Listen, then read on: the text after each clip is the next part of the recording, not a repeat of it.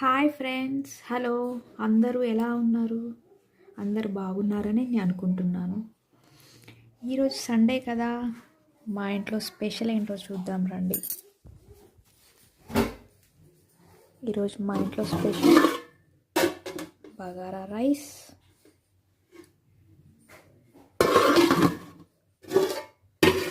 With mutton curry.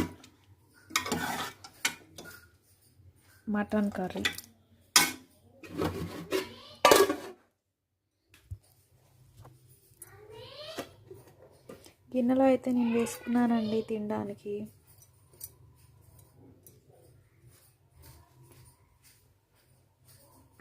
ఇప్పుడైతే నేను taste చేయబోతున్నాను.